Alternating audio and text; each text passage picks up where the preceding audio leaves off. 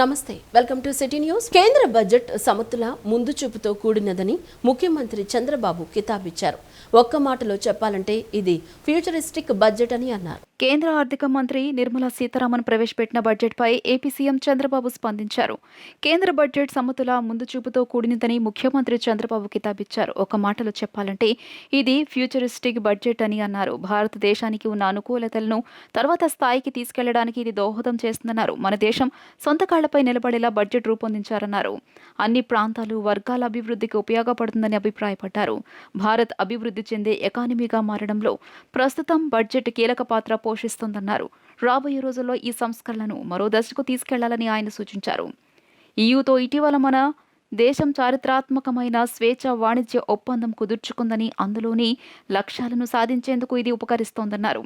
ప్రధాని మోదీ, ఆర్థిక మంత్రి నిర్మలను మనస్ఫూర్తిగా అభినందిస్తున్నానని సీఎం చంద్రబాబు పేర్కొన్నారు. వారు స్వల్పి, మధ్య, దీర్ఘకాలిక సుస్థిరాభివృద్ధిని దృష్టిలో ఉంచుకుని బడ్జెట్ను తయారు చేశారన్నారు. రాష్ట్ర ప్రభుత్వం దృష్టి సారించిన అంశాల్లో మరింత దూకుడుగా వెళ్లడానికి ఈ బడ్జెట్ సహకరిస్తుందని ఆశాభావం వ్యక్తం చేశారు. మన రాష్ట్రం మీదుగా 3 హైస్పీడ్ రైలు కారిడార్లు వెళ్తాయని, చెన్నై బెంగళూరు కారిడార్ తిరుపతిని అనుసంధానించాలని కేంద్ర ప్రభుత్వాన్ని కోరతానన్నారు. ఈ 3 కారిడార్లలో హైదరాబాద్, అమరావతి, చెన్నై, బెంగళూరు నగరాలు ఉంటాయని, ఈ కారిడార్లు అందుబాటులోకి వస్తే ఎక్కడికైనా సులభంగా వెళ్లవచ్చు అన్నారు. ప్రపంచంలో ఎక్కడా లేని విధంగా ఇది డైనమిక్ జోన్ అవుతుందని సీఎం చంద్రబాబు ఆశాభావం వ్యక్తం చేశారు. ఫాస్ట్ గ్రోయింగ్ ఎకానమీ మీద ఎన్నో యాస్పిరేషన్స్ పెట్టుకున్నారు. దాన్ని రిఫ్లెక్ట్ చేసే విధంగా ఈరోజు బడ్జెట్ వచ్చింది. ఇటీవల ఒక historic FTA with European union మనం చేసుకున్నాం. దాన్ని కూడా ఇప్పుడు మనం బడ్జెట్ చూస్తే అది కూడా అచీవ్ చేసే పరిస్థితిలో, అదే మరిగా భవిష్యత్తులో సెల్ఫ్ రిలయన్స్ అండ్ మ్యానుఫ్యాక్చరింగ్లో కన్సాలిడేషన్ జరిగే దిశగా ఈ బడ్జెట్ ప్రవేశపెట్టడం జరిగింది. అదే మరిగా ఇది ఈజ్ ఆఫ్ డూయింగ్ బిజినెస్ని స్ట్రెంగ్తన్ చేస్తుంది. MSMEలు ప్రమోట్ చేయడంలో, స్ట్రెంగ్తన్ చేయడంలో ప్రముఖ పాత్ర వహించే పరిస్థితి వస్తుంది. ప్రత్యేకంగా మీరు ఒకసారి చూస్తే ఉమెన్, ఫార్మర్ అండ్ యూత్ ఈ ముగ్గురికి కూడా టాప్ ప్రియారిటీ ఇవ్వడం, అదే మరిగా వారి యొక్క ఎంపవర్మెంట్ కోసం దోహదం చేసి పెట్టారు. అల్టిమేట్గా ప్రధానమంత్రి గారు ఏదైతే చెప్తున్నారో, తొందరలోనే మనం 3rd లార్జెస్ట్ ఎకానమీ అవుతాం. ఆ తర్వాత 2047 వికసిత్ భారత్ ఒక డెవలప్డ్ ఎకానమీగా తయారు చేయడానికి ఇది పూర్తిగా ఉపయోగపడుతుంది. ఈరోజు దీనికి ప్రధానమంత్రి గారిని మనస్ఫూర్తిగా అభినందిస్తున్నా. చాలా ఎక్సర్సైజ్ చేసి బ్యాలెన్స్డ్గా పెట్టిన ఫైనాన్స్ మినిస్టర్ని అభినందిస్తున్నా. ఈ రెండు కూడా దేశానికి ఒక డైరెక్షన్, అదే మరి ఒక వెలాసిటీ ఇచ్చే విధంగా దిశ అండ్ గతి to end over of our great నేషన్కి ఇది ఉపయోగపడే విధంగా రెండు తీసుకొచ్చారు. దీన్ని మనస్ఫూర్తిగా అభినందిస్తున్నాను. ఈరోజు మనందరం గుర్తుపెట్టుకోవాల్సింది భారతదేశం యొక్క ఆర్థిక వ్యవస్థ one of the fast growing economy. Andhra Pradesh పురపాలక పట్టణాభివృద్ధి శాఖ మంత్రి పొంగూరు నారాయణ లండన్లో పర్యటిస్తున్నారు. అమరావతి నిర్మాణంలో భాగంగా పలు ప్రాజెక్టులను అధ్యయనం మంత్రి బృందం చేయనుంది. లండన్ కాలమానం ప్రకారం ఉదయం 11 గంటలకు London city corporation planning and development director GYWN రిచర్డ్స్తో సమావేశం కానున్నారు. Battersea power station, Thames, river front ప్రాంతాలు, లండన్ బ్రిడ్జ్ నిర్మాణ ప్రాంతాన్ని మంత్రి బృందం పరిశీలించనున్నారు. మంత్రి నారాయణ వెంట మున్సిపల్ శాఖ ముఖ్య కార్యదర్శి Suresh Kumar, Amaravati growth and infrastructure corporation MD Srinivas London వెళ్లారు.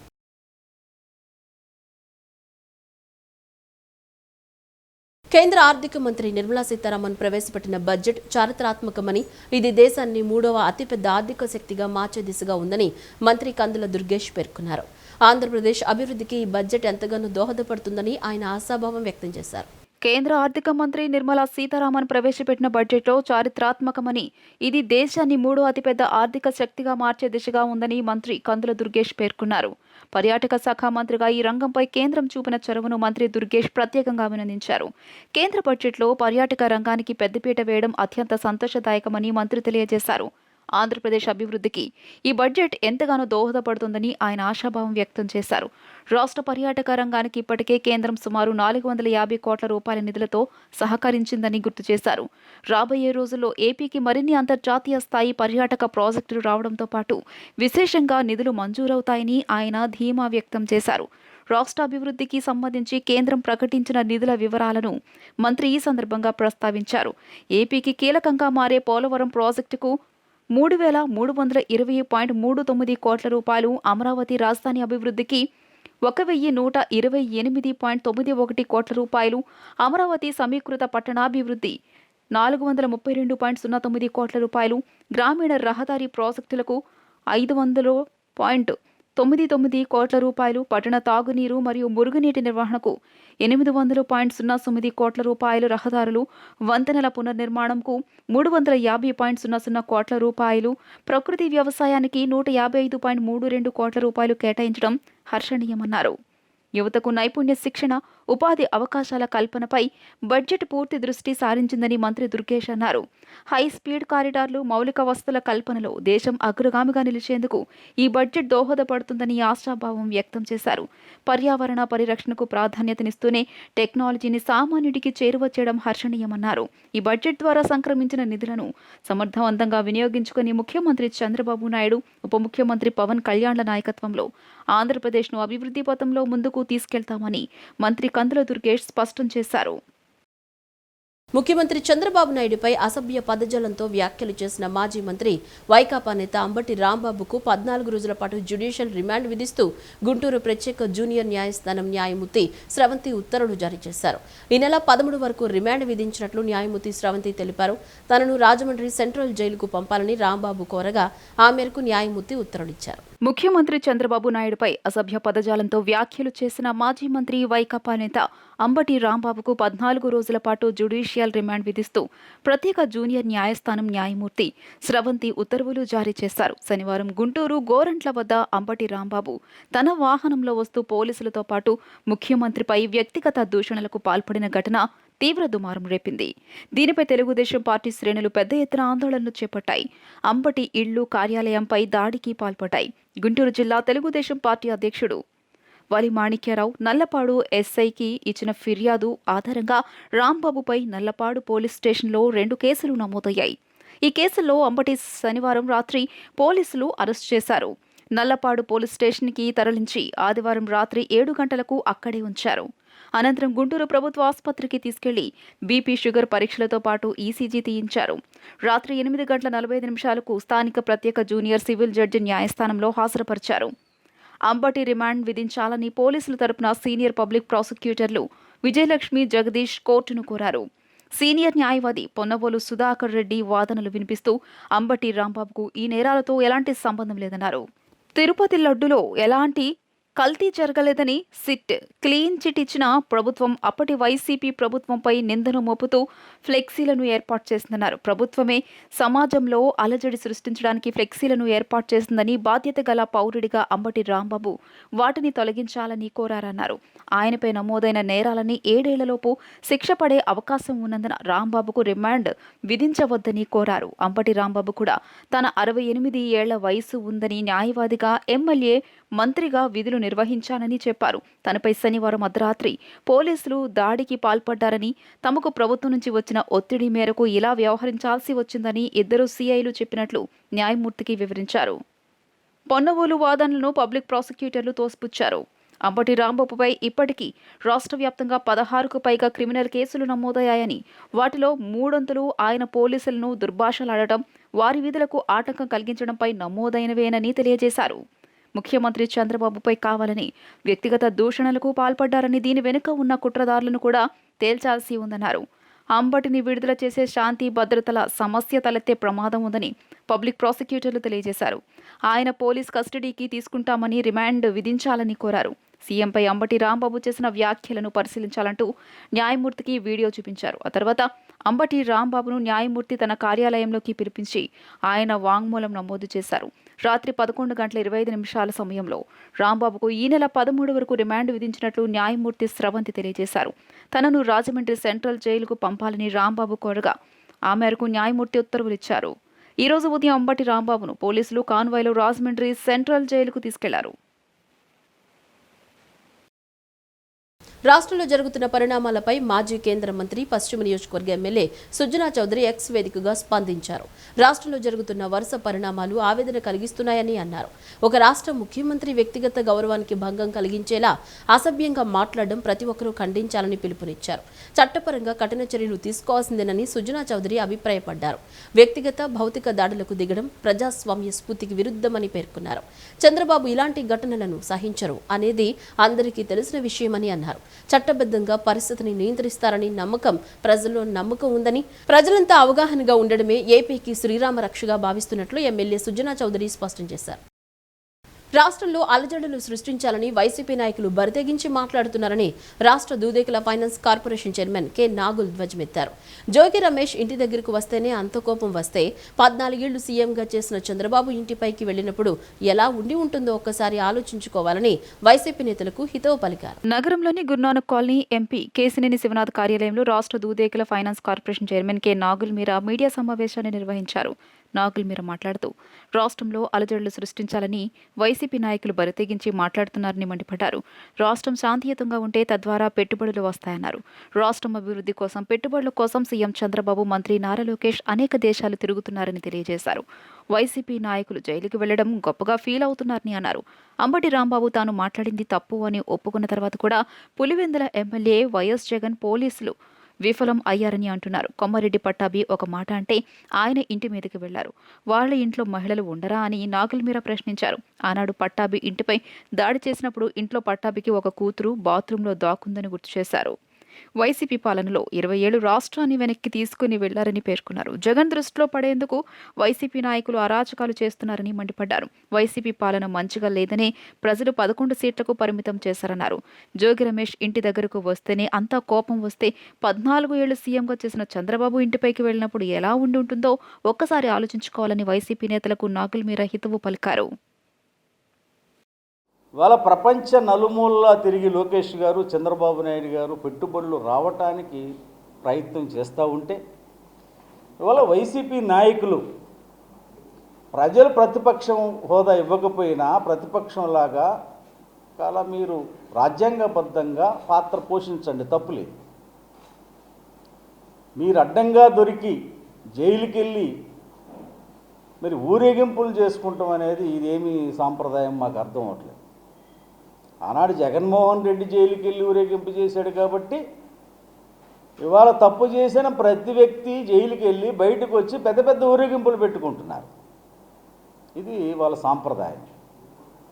ఇవాళ ఎవడైనా కేకుల్ని గొడ్డలతో కట్ చేస్తారా? ఫ్లెక్స్లు పెట్టి మా అత్త చెప్పింది, మా అక్క చెప్పింది రఫరఫలు ఆడించమందని ఇవాళ మీడియా ముందుకు వచ్చి మాట్లాడతారా? ఈ సాంప్రదాయం తెలుగుదేశం పార్టీకి లేదు. నిన్న అంబటి రాంబాబు మాట్లాడిన మాటలు నేను తప్పు మాట్లాడాను, నేను అలా మాట్లాడి ఉండకూడదు అని ఆయన చెప్తుంటే దానికి జగన్మోహన్ రెడ్డి గారు నీకు అండగా నేనున్నాను, శాంతి భద్రతలు కాపాడటంలో పోలీసులు విఫలమయ్యారని మాట్లాడుతున్నాము. ఈ దాడులు ఖండిస్తూ ఉన్నాం, మంచిదే. పోలీసులో లేకపోతే రాంబాబు పరిస్థితి ఏమయ్యేదో ఆ వీడియో క్లిప్పింగ్స్ చూస్తే తెలుస్తుంది. ఇవాళ నువ్వు ఖండిస్తున్నావు, మంచిదే. మేము కూడా ఇటువంటి ఘటనలు దురదృష్టకరం, ఇటువంటి జరగకూడదని మేము కోరుకుంటాం. భారతదేశంలో ప్రస్తుతం ఉన్న వనరులు 2-3 తరాలకు మాత్రమే సరిపోతాయని AP oil industry state level coordinator general manager N Bhaskar Reddy తెలిపారు. 80% దిగుమతులపైనే ఆధారపడుతున్నామని చెప్పారు. అందుకని ఇంధనాన్ని పొదుపుగా వాడి ఇంధన పరిరక్షణ చర్యలు పాటిస్తూ దిగుమతి భారాలను తగ్గించి భావితరాలకు లబ్ధి చేకూరేలా చేద్దాం అనే సందేశాన్ని కార్యక్రమాల ద్వారా ప్రజలకు అవగాహన కల్పిస్తున్నట్లు తెలిపారు. సంరక్షణ్ క్షమతా మహోత్సవ్ 2026 ప్రారంభోత్సవ కార్యక్రమం విజయవాడ తుమ్మలపల్లి కళాక్షేత్రంలో జరిగింది. AP oil industry state level coordinator general manager N Bhaskar Reddy, IOCL LPG divisional LPG sales head Vijayawada T Bhaskar Rao, BPCL LPG Vijayawada territory manager city Venugopal, HPCL LPG Vijayawada region DGM Pankaj S Chaudhary, GAIL DGM KS Tiwari తదితరులు కార్యక్రమంలో పాల్గొంటారు. జ్యోతి ప్రజ్వలన చేసి కార్యక్రమాన్ని ప్రారంభించారు. ఈ సందర్భంగా AP oil industry state level coordinator general manager N Bhaskar Reddy మాట్లాడుతూ ప్రతి సంవత్సరం ఫిబ్రవరి 1వ తేదీ నుంచి 15వ తేదీ వరకు సంరక్షణ క్షమతా మహోత్సవ కార్యక్రమాన్ని నిర్వహిస్తున్నట్టు తెలియజేశారు. ఇంధనాన్ని పొదుపు చేయండి, భవిష్యత్ తరాలను కాపాడండి అని నినాదంతో ఈ కార్యక్రమాన్ని నిర్వహిస్తున్నట్లు చెప్పారు. భారతదేశం ప్రపంచంలో 4వ అతిపెద్ద ఆర్థిక వ్యవస్థ అని 3వ స్థానానికి చేరుకోవడమే లక్ష్యమని అన్నారు. భారతదేశంలో ప్రస్తుతం ఉన్న వనరులు 2-3 తరాలకు మాత్రమే సరిపోతాయని అన్నారు. 80% దిగుమతులపైనే ఆధారపడుతున్నామని చెప్పారు. అందుకని ఇంధనాన్ని పొదుపుగా వాడి ఇంధన పరిరక్షణ చర్యలు పాటిస్తూ దిగుమతి భారాలను తగ్గించి భావితరాలకు లబ్ధి చేకూరేలా చేద్దామనే సందేశాన్ని సక్షం కార్యక్రమాల ద్వారా ప్రజలకు అవగాహన కల్పిస్తున్నట్లు తెలియజేశారు. కార్ పూలింగ్, వాహనాల్లో ఇంధనం కొట్టించేటప్పుడు ఇంజన్లు ఆపడం వంటి పొదుపు చర్యలు పాటించాలన్నారు. కేంద్ర రాష్ట్ర ప్రభుత్వాలు కూడా సోలార్, సిఎన్జి, న్యాచురల్ గ్యాస్ను ప్రోత్సహిస్తూ హైడ్రోజన్ గ్యాస్పై పరిశోధనలు చేస్తున్నట్లు తెలిపారు. Every year we are conducting suction inauguration. Normally every year 1st to 15th we'll celebrate. The concept of this suction program is save the oil, save the future generations. As you are all aware, India is the fourth largest economy in the world. We are aiming to become third. And as of now, whatever the reserves we have in India, that is sufficient for next 2 to 3 generations only. And mainly, we are dependent on imports. 80% of our demand 80% on only imports only. Our message as per direction given by companies as well as union government also, spread the message, save the oil, take the conservation steps and reduce our import burden and give the future generation these benefits. And we are going to spread this message not only students, public as well as entire community, how to save the conservation.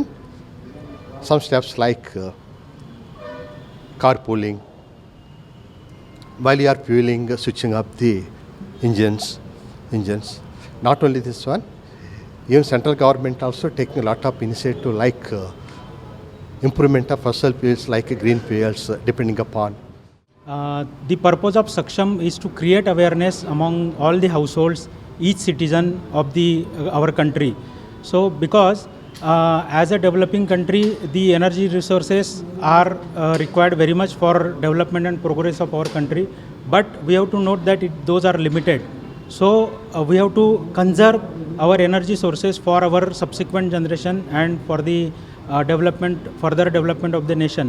So as our SLC said that as an individual we have to contribute through small initiatives like switch off your fans and tube lights when you are not in room, switch off the car engine on signal. So many more initiatives are there. Maximum use of solar to save the electricity. So we will all oil companies together will make Saksham 2026 a grand success towards the objective of the government of India. Thank you, wish you all the best. Saksham అంటే సంరక్షణ క్షమతా మహోత్సవ్. ఇది fuel conservation గురించి every year government initiative ద్వారా 3 oil companies కలిసి మనకి different activities చేస్తూ ఉంటాయి. Mainly ఇది ఏంటంటే అవేర్నెస్ ప్రోగ్రామ్. అందరి దగ్గర కూడా అవేర్నెస్ క్రియేట్ చేయడానికి కోసం సక్షం అని ఒక ప్రోగ్రామ్ ఎవ్రీ ఇయర్ చేయడం జరుగుతుంది. In the month of February Fortnite 15 రోజులు జరుగుతుంది. ఇందులో మెయిన్లీ మేజర్ ఫోకస్ ఏంటి అంటే ఆల్ ఎండ్ యూజర్స్, కస్టమర్స్, పబ్లిక్కి ఆయిల్ కన్జర్వేషన్, గ్యాస్ కన్జర్వేషన్ మీద అవగాహన కలిగించడం కోసం ఈ ప్రోగ్రామ్ అన్నది 3 ఆయిల్ కంపెనీస్ గవర్నమెంట్ ఇనిషియేటివ్ ద్వారా చేయడం జరుగుతుంది. ఇది ఈరోజు ఇనాగ్యురేషన్ చేస్తున్నాము. నెక్స్ట్ 15 డేస్లో డిఫరెంట్ ప్రోగ్రామ్స్ చేస్తూ ఉంటాం జరుగుతుంది. విద్యార్థుల్లో ఉన్న సృజనాత్మకత నైపుణ్యాలను వెలుగుతీసేందుకు వైజ్ఞానిక ప్రదర్శనలు దోహదపడతాయని విజయవాడ నార్త్ ఎంఈఓ వెంకటేశ్వర్లు తెలిపారు. విద్యార్థులు తరగతి గదులు నేర్చుకున్న పాఠాల ద్వారా సమాజానికి ఉపయోగపడేలా అనేక ప్రాజెక్టులు రూపొందించేందుకు, కొత్త ఆవిష్కరణలు చేసేందుకు వైజ్ఞానిక ప్రదర్శనలు ఎంతగానో ఉపకరిస్తాయని చెప్పారు. విద్యార్థులు సైన్స్ పట్ల, పరిశోధనల పట్ల ఆసక్తిని పెంపొందిస్తాయన్నారు. సత్యనారాయణపురంలోని ఆక్స్ఫర్డ్ టెక్నో బ్రాంచ్లో మెగా టెక్ ఫెస్ట్ను నిర్వహించారు. ప్రదర్శనలో విద్యార్థులు తయారు చేసిన పలు నమూనాలు ఆలోచింపచేశాయి. ఈ కార్యక్రమానికి విజయవాడ నార్త్ ఎంఈఓ వెంకటేశ్వర్లు ముఖ్య అతిథిగా విచ్చేశారు. Oxford schools regional incharge Yalamandarao school ప్రిన్సిపాల్తో కలిసి రిబ్బన్ కట్ చేసి ఫెస్ట్ను ప్రారంభించారు. విద్యార్థులు తయారు చేసిన సైన్స్ నమూనాలను తిలకించారు. అనంతరం వెంకటేశ్వర్లు మాట్లాడుతూ ఆక్స్ఫర్డ్ స్కూల్లో సైన్స్ ఎగ్జిబిషన్ నిర్వహించడం సంతోషకరమైన విషయమని అన్నారు. పాఠశాలలో ఉండే విద్యార్థులు పాఠశాల స్థాయిలో ఉపయోగపడే వివిధ నమూనాలు, సమాజానికి ఉపయోగపడే ప్రాజెక్టులు తయారు చేసి ప్రదర్శించారన్నారు. పాఠశాల యాజమాన్యాలు ఇంకా మెరుగ్గా ఇటువంటి కార్యక్రమాలు ప్రతి సంవత్సరం నిర్వహించి విద్యార్థులను ప్రోత్సహిస్తే వారికి జ్ఞానం పెరుగుతుందన్నారు. దేశానికి, రాష్ట్రానికి ఉపయోగపడే ఆవిష్కరణలు చేస్తారన్నారు. విద్యార్థులు తరగతి గదిలో నేర్చుకున్న పాఠాల ద్వారా సమాజానికి ఉపయోగపడేలా అనేక ప్రాజెక్టులు రూపొందించేందుకు, కొత్త ఆవిష్కరణలు చేసేందుకు వైజ్ఞానిక ప్రదర్శనలు ఎంతగానో ఉపకరిస్తాయని చెప్పారు. విద్యార్థులు సైన్స్ పట్ల, పరిశోధనల పట్ల ఆసక్తిని పెంపొందిస్తాయని అన్నారు. రీజనల్ ఇన్ఛార్జ్ యలమందారావు మాట్లాడుతూ పిల్లలు ప్రయోగాత్మకంగా నేర్చుకునేలా ఈ ప్రదర్శన ఏర్పాటు చేశామన్నారు. ప్రదర్శనలో సుమారు 500 ప్రాజెక్టులు విద్యార్థులు తయారు చేసి ప్రదర్శనలో ఉంచారన్నారు. ఆక్స్ఫర్డ్ స్కూల్లో ఈ సైన్స్ ఎక్స్పో కార్యక్రమం అనేటువంటిది నిర్వహించడం అనేటువంటిది పాఠశాల ఎంతో సంతోషకరమైనటువంటి విషయం. ఇందులో భాగంగానే మరి పాఠశాలలో ఉండేటువంటి విద్యార్థులందరూ కూడా సుమారుగా ఒక 250 మంది పిల్లలందరూ కూడా మరి పిల్లలకి పాఠశాల స్థాయిలో ఉపయోగపడేటువంటి కొన్ని పరికరాలు, అదేవిధంగా సమాజానికి ఉపయోగపడేటువంటి కొన్ని పరికరాలన్నింటినీ కూడా మరి సైన్స్ ఎక్స్పో ద్వారా విద్యార్థులు పరిచయం చేయటం జరిగింది. మరి ఈ ఐటమ్స్ అన్నీ కూడా విద్యార్థులందరూ కూడా నిజ జీవితంలో ఉపయోగపడే విధంగా చేయటమే ప్రధానమైనటువంటి ఉద్దేశం. ఆ విధంగా పాఠశాల యాజమాన్యాలు మరి ఇంకా మెరుగ్గా ఎటువంటి యాక్టివిటీస్ని ప్రగతి పదంలో తీసుకురావడం కోసం ఇంకా ఇటువంటి కార్యక్రమాలు ప్రతి సంవత్సరం నిర్వహించి విద్యార్థులను ప్రోత్సహించినట్లయితే ఇంకా పిల్లల్లో సైన్స్ పరమైనటువంటి, సాంకేతిక పరమైనటువంటి నాలెడ్జి పెరిగి మరి వారు దేశానికి ఉపయోగపడేటువంటి ఇటువంటి పరికరాలు ఎన్నో కూడా తయారు చేసి దేశాన్ని, రాష్ట్రాన్ని అభివృద్ధి పదంలోకి తీసుకెళ్ళటం కోసం ప్రయత్నం చేస్తారని ఈరోజు ఇక్కడ మా సత్యనారాయణపురం టెక్నో బ్రాంచ్లో tech fest, mega tech fest నిర్వహించడం జరుగుతుంది. ఇది ప్రతి సంవత్సరం నిర్వహిస్తాము. దీని యొక్క ముఖ్య ఉద్దేశం ఏంటి అంటే పిల్లల్లో విని నేర్చుకోవడం, చూసి నేర్చుకోవడం ఎంత మంచిదో, చేసి నేర్చుకోవడం అంతకంటే ఎక్కువ ఉపయోగకరం పిల్లలకి. అందువల్ల వాళ్ళ ద్వారానే చేయించి వాళ్ళ యొక్క కొత్త ఆలోచనలని బహిర్గతపరిచి అది సమాజానికి ఉపయోగపడే, ఇప్పుడే సార్ చెప్పినట్లుగా మనకి ఒక బ్లైండ్ మ్యాన్ స్టిక్, సెన్సార్స్ తోటి బ్లైండ్ మ్యాన్ స్టిక్ ఒకటి తయారు చేయడం జరిగింది. ఇది నిజంగా చాలా ఉపయుక్తకరం. మాఘ పౌర్ణమి పుష్యమి నక్షత్రం సందర్భంగా భవానీపురంలోని బెరం పార్కులో శ్రీ కైవల్య ఆకృతి సేవా సమితి ఆధ్వర్యంలో ఆదివారం సాయంత్రం నిర్వహించిన కైవల్య ఆకృతి షణ్ణవతి కళాత్మిక ప్రత్యక్ష శ్రీచక్ర అర్చన కార్యక్రమం భక్తి శ్రద్ధలతో జరిగింది. 96 మంది సుహాసినులను శ్రీచక్ర ఆకృతిలో కూర్చోబెట్టి వారిని దేవతలుగా ఆరాధిస్తూ పూజలు చేశారు. వారితో పాటు సుమారు 1008 మంది సుహాసినులతో శ్రీచక్రార్చన నిర్వహిస్తూ లలితా సహస్రనామ పారాయణం చేశారు. ప్రధాన వేదికపై గంధంతో తయారు చేసిన దాదాపు 6 అడుగుల లలిత పరాభట్టరిక దేవతను ప్రతిష్ఠించారు. నగరంలోని బరం పార్క్ వేదికగా శ్రీ కైవల్యాకృతి సేవా సమితి ఆధ్వర్యంలో మాఘ పౌర్ణమి మరియు ఆదివారం పుష్యమి నక్షత్రం వచ్చిన సందర్భంగా 96 మంది సుహాసినులను వివిధ వర్ణ వస్త్రాలు ధరించి వారిని శ్రీచక్ర ఆకృతిగా ఏర్పాటు చేసి దేవతలుగా ఆరాధిస్తూ కైకల్యాకృతి షణ్ణవతి కళాత్మిక ప్రత్యక్ష శ్రీచక్ర అర్చన నిర్వహించారు. వీరితో పాటు 1008 మందితో సుహాసినులతో కుంకుమతో శ్రీచక్రార్చన నిర్వహిస్తూ లలిత సహస్రనామ పారాయణం చేశారు. ప్రధాన వేదికపై 6 అడుగుల గంధంతో తయారు చేసిన లలిత పరాభట్టారిక దేవతను ప్రతిష్ఠించారు. గురువందనం, ఆచమనం, సంకల్పం, గణపతి పూజ, పుణ్యాహవచనం, పంచగవ్య ప్రాసన, కలశ స్థాపన, పంచోపచార పూజ, సువాసిని స్థాపన, పంచోపచార పూజ, శ్రీ చక్రాభిషేకం, షోడశోపచార పూజ, శ్రీదేవి ఖడ్గమాల, లలితా సహస్రనామాలతో కుంకుమార్చన, ధూప దీప నైవేద్యం, నీరాజనం, మంత్రపుష్పం, దేవతోద్వాసన, కళశోద్వాసన, అవబృధం, వేద ఆశీర్వచనం వరుసగా అత్యంత వైభవంగా జరిగాయి. తెనాలికి చెందిన పెనుకొండ క్షేత్ర పీఠాధిపతి ప్రజ్ఞానంద భారతి స్వామి మాట్లాడుతూ, ఈ శ్రీచక్ర అర్చన సుహాసిని పూజ వలన భక్తులకు సకల సంపదలు, ఆరోగ్యం, మానసిక శాంతి, ఆధ్యాత్మిక ఉన్నతి చేకూరుతాయన్నారు.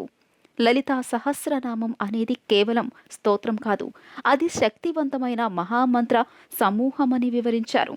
ప్రతి నామం దేవి యొక్క ఒక రూపాన్ని, గుణాన్ని వర్ణిస్తోంది. ఇది చదివితే మనసు శుద్ధి అవుతోందని వెల్లడించారు. అనంతరం సంస్థ చైర్మన్ జొన్నలగడ్డ విజయలక్ష్మి మాట్లాడుతూ, కృష్ణా తీరాన ఈ కార్యక్రమం చేపట్టే అవకాశం దక్కడం ఆనందంగా ఉందన్నారు.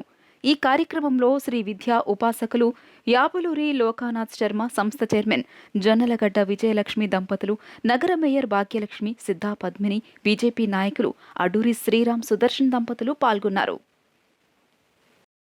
ఈరోజు మన విజయవాడ ప్రాంతంలో కృష్ణానది తీరంలో కైవల్యాకృతి ఫౌండేషన్ వారి ఆధ్వర్యంలో విశేషంగా సహస్రాది అధికంగా మాతృమూర్తులచే సువాసిని అర్చన, ప్రీత, శోభన, శుద్ధమానస అన్నట్టుగా ముత్తైదువులందరిచే, భక్తులందరిచే విశేషంగా శ్రీచక్రార్చన, శ్రీ విద్య సాంప్రదాయాన్ని అనుసరించి ఎంతో విశేషంగా చేస్తున్నారన్నమాట.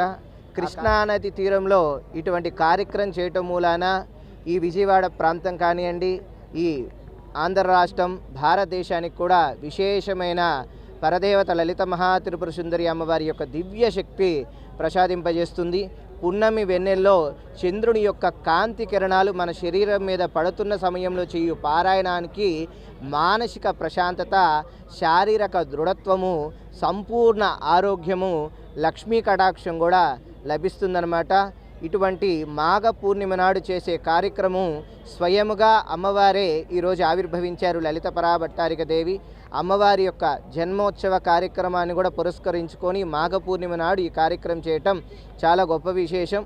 ఈ 10 సంవత్సరాలు కంప్లీట్గా ఎన్నెన్నో కార్యక్రమాలు చేసుకుంటూ ఈ రోజుకి ఇక్కడికి నిజంగా చెప్పాలంటే మేము 1,00,000 మందితోటి మణిద్వీప వర్ణన పారాయణం అనేది సంవత్సర కాలం నుంచి చేస్తున్నాము. ఈ పౌర్ణమికి 1,00,000 మందితో సంవత్సర కాలం పూర్తవుతుంది. ఈ పూర్తయిన సందర్భంగా మాఘ పూర్ణిమ రోజు చక్కగా లలితా స్వరూపులైనటువంటి సువాసినీలందరి చేత సహస్రనామము అన్నట్లు సహస్ర సుహాసినీలు దాటిపోయారండి. వీళ్ళందరితోటి కూడా షణ్ణవతి శ్రీచక్ర కళాత్మిక ప్రత్యక్ష అర్చన జరుగుతుంది. అంటే అంటే ఖడ్గమాల దేవతలు అంటే శ్రీచక్రంలో ఏ ఆవరణలో ఏ దేవతలు ఉంటారో ఆ దేవతల్ని స్త్రీమూర్తులుగా కూర్చోబెట్టి అర్చన చేయడం జరుగుతుందండి. అంటే ప్రత్యక్షంగా శ్రీచక్రంలో ఏ విధమైనటువంటి దేవతలు ఉంటారు అనేది ఈరోజు ఇప్పుడు చూడబోతున్నారు అందరూ. AP wado ryu karate academy ఆధ్వర్యంలో నిర్వహించిన డోజో కరాటే టోర్నమెంట్లో నగరంలోని వివిధ ప్రాంతాలకు చెందిన విద్యార్థులు పాల్గొన్నారు. పోటీల్లో విజేతగా ధనుష్, రన్నర్గా కార్తికేయ నిలిచారు. విజేతలకు AP wado ryu karate academy director JM Das బహుమతులు అందజేశారు. AP wado ryu karate academy director JM Das ఆధ్వర్యంలో నిన్న ఇంటర్ డోజో కరాటే టోర్నమెంట్ నిర్వహించారు. విజయవాడ ఏలూరు రోడ్లోని ఐకాన్ పబ్లిక్ స్కూల్లో ఈ టోర్నమెంట్ జరిగింది. ఈ టోర్నమెంట్కు ముఖ్య అతిథులుగా icon public school director Rajendra, principal Praveen మరియు గౌతమ్ విద్యాసంస్థల డైరెక్టర్ సూర్యారావు, దరస్గా డైరెక్టర్ సాదిక్ మరియు principal Ghouse Basha, Mahanti Ganta Srinivasarao, finance corporation executive director PV Raju పాల్గొని విద్యార్థులను మరియు తల్లిదండ్రులను ఉద్దేశించి మాట్లాడారు. పోటీలో పాల్గొన్న విద్యార్థులను అభినందించారు. ఈ టోర్నమెంట్లో సుమారు 300 మందికి పైగా విద్యార్థులు పాల్గొన్నారు. వారు వివిధ విభాగాల్లో పోటీపడి బంగారు, రజిత మరియు కాంస్య పథకాలను సాధించారు. విద్యార్థులను AP wado ryu karate academy director JM Das, senior ఇన్స్ట్రక్టర్లు సతీష్ కుమార్ మరియు ఆరిఫ్ పాషా, హర్షిత అభినందించారు. అండర్ 15 కరాటే విద్యార్థుల కుమితే ఛాంపియన్షిప్లో 10 మంది విద్యార్థులు పాల్గొనగా విజేతగా ధనుష్, రన్నర్గా కార్తికేయుడు నిలిచారు. వారిని AP wado ryu karate academy director JM Das నగదు బహుమతి అందజేసి అభినందించారు. పోటీలో విజయం సాధించిన విద్యార్థులు శ్రీలంకలో జరిగే అంతర్జాతీయ టోర్నమెంట్లో పాల్గొంటారని తెలియజేశారు. ఈరోజు జరిగిన వాడేరు కరాటే కప్లో విజయవాడకు చెందిన వివిధ స్కూల్స్ నుంచి దాదాపుగా 300 మంది విద్యార్థులు పార్టిసిపేట్ చేశారు కరాటే అంటేలో. వాళ్ళు ఛాంపియన్గా ధనుష్ నిలిచారు, అలాగే రన్నర్గా కార్తికేయ నిలిచారు. మన ఈ టోర్నమెంట్ నుంచి ఫిబ్రవరి 20వ తారీఖు శ్రీలంకలో జరుగుతున్న ఇంటర్నేషనల్ టోర్నమెంట్ కొంతమంది పిల్లల్ని ఇక్కడి నుంచి తీసుకుని వెళ్ళడం జరుగుతుందండి. ఈ టోర్నమెంట్ దాదాపుగా 600 ఈవెంట్స్ జరిగినాయండి. 300 స్టూడెంట్స్ పార్టిసిపేట్ చేశారు. విజయవాడలో జరిగిన అన్ని స్కూల్స్ నుంచి ఆల్మోస్ట్ 20 స్కూల్స్ నుంచి విజయవాడ నుంచి పార్టిసిపేట్ చేశారు. ఇది ఐకాన్ స్కూల్లో జరిగింది. దీనికి సహకరించిన పిల్లలకి, పేరెంట్స్కి, స్కూల్స్ డైరెక్టర్లకి, పిల్లల యొక్క తల్లిదండ్రులకి కృతజ్ఞతలు తెలియజేసుకున్నాను. ఇలాగే ప్రతి సంవత్సరం మేము కంటిన్యూ చేసి పిల్లల యొక్క మంచి ఫ్యూచర్ కోసం ఇంకా కరాటీని డెవలప్ చేసి వాళ్ళ యొక్క లైఫ్లో ఉపయోగపడే విధంగా చేద్దామని కోరుతున్నాను. Thank you. కృష్ణా జిల్లా బాపులపాడు మండలం బిళ్లనపల్లి గ్రామంలోని అంకమ్మ తల్లికి నైవేద్యాల సమర్పణతో తిరునాళ్లు ముగిశాయి. గత 3 రోజులుగా జరుగుతున్న అమ్మవారి వార్షిక తిరునాళ్లలో చివరి రోజు ఆదివారం నాడు భక్తుల దర్శనార్థం అమ్మవారిని ప్రత్యేకంగా అలంకరించారు. కృష్ణా జిల్లా బాపులపాడు మండలం బిళ్లనపల్లి గ్రామంలోని కొలువైన శ్రీ అంకమ్మ తల్లి ఉత్సవాలు వైభవోపేతంగా జరిగాయి. ఉత్సవాల సందర్భంగా నిన్న భక్తులు నైవేద్యాల సమర్పణతో తిరునాళ్లు ముగిశాయి. గత 3 రోజులుగా జరుగుతున్న అమ్మవారి వార్షిక తిరునాళ్లలో చివరి రోజు భక్తుల దర్శనార్థం అమ్మవారిని ప్రత్యేకంగా అలంకరించారు. ఉదయం ప్రాతకాల అర్చన అనంతరం సుప్రభాత సేవ, అష్టోత్తర శతనామావళి తదితర పూజలను వేదమంత్రాల నడుమ ఆలయ అర్చకులు పళ్ల సాయివీర శాస్త్రోక్తంగా నిర్వహించారు. అనంతరం ఆలయ కమిటీ సభ్యులు కొండపావులూరి హేమంత్ కుమార్ ఇంటి వద్ద నుంచి మేళతాళాల నడుమ తీసుకువచ్చిన పాల పొంగళ్లు, నైవేద్యాలను భక్తి శ్రద్ధలతో అమ్మవారికి సమర్పించారు. తదుపరి 2000 మంది భక్తులకు అన్న సమారాధన నిర్వహించారు. తన చల్లని ఆశీస్సులతో గ్రామస్తులు కాచి కాపాడుతున్న అమ్మవారికి ప్రతి ఏటా ఎంతో ఘనంగా ఉత్సవాలు నిర్వహించడం ఆనవాయితీగా వస్తుందని ఆలయ కమిటీ నిర్వాహకులు కొండపావులూరు వెంకటర్ర బాబురావు, హేమంత్ కుమార్లు తెలియజేశారు. అభయ ప్రదాయిని జగన్మాత అయిన అంకమ్మ అమ్మవారిని భక్తి శ్రద్ధలతో కొలిస్తే కోరిన కోరికలు నెరవేర్చడంతో పాటు పాడి పంటలు సమృద్ధిగా పండడంతో ప్రతి ఏళ్లు సుఖ సంతోషాలు అష్టైశ్వర్యాలతో సిద్ధిస్తాయి. భక్తులు తమ ప్రగాఢ విశ్వాసాన్ని వ్యక్తం చేశారు. ఈ ఉత్సవాలకు ఏపీ నుంచే కాక హైదరాబాద్, చెన్నై, బెంగళూరు, ముంబై, ఇతర దూర ప్రాంతాలు పెద్ద ఎత్తున భక్తులు తరలివచ్చి అంకమ్మ తల్లిని దర్శించుకుంటారు. ఈ కార్యక్రమంలో ఆలయ నిర్వాహక కమిటీ సభ్యులు కొండపావులూరు వెంకటబాబురావు, హేమంత్ కుమార్, కేటీఆర్ ప్రసాద్ తదితరులు భక్తులు పెద్ద సంఖ్యలో పాల్గొని అమ్మవారి తీర్థ ప్రసాదాలు స్వీకరించారు. బంగారం ధరలు కుప్పకూలుతున్నాయి. గత కొంతకాలం నుంచి ఒక్కసారిగా పతనమవుతున్నాయి. బంగారం కొనుగోలు చేయాలనుకునే వారికి ఇది మంచి సమయమని విశ్లేషకులు చెబుతున్నారు. గత 3 రోజుల నుంచి బంగారం ధరలు కుప్పకూలుతున్నాయి. గత కొంతకాలం నుంచి ఒక్కసారిగా పతనం అవుతున్నాయి. అంతర్జాతీయ పరిస్థితులు, యుఎస్ ఫెడరల్ రిజర్వ్ బ్యాంక్ అధ్యక్షుడిగా నూతన వ్యక్తిని ట్రంప్ త్వరలో నియమించనున్నారనే వార్తలతో గోల్డ్, సిల్వర్ ధరలు పడిపోతున్నాయి. ఊహించని రీతిలో గోల్డ్ రేట్లు తగ్గుముఖం పడుతున్నాయి. గత వారంలో బంగారం, వెండి ధరలు భారీ స్థాయిలో పెరగగా ఈ వారంలో ధరలు దిగజారిపోతున్నాయి. ఫిబ్రవరి 1న గోల్డ్ తగ్గగా సోమవారం కూడా పూర్తిగా తగ్గుముఖం పట్టాయి. 10 గ్రాములపై 9,050 రూపాయలు తగ్గి 24 క్యారెట్ల బంగారం 1,51,530 రూపాయలు ధరకి చేరింది. 10 గ్రాములపై 8,300 రూపాయలు తగ్గిన 22 క్యారెట్ల బంగారం ధర 1,38,900 రూపాయల వద్ద స్థిరంగా ధర కొనసాగుతోంది. కిలో వెండిపై 20,000 రూపాయలు తగ్గి 3 లక్షల రూపాయలకు చేరింది. బంగారం కొనుగోలు చేయాలనుకునే వారికి ఇది మంచి సమయమని విశ్లేషకులు చెబుతున్నారు. ఈ వార్తలు ఇంతటితో సమాప్తం. నమస్కారం.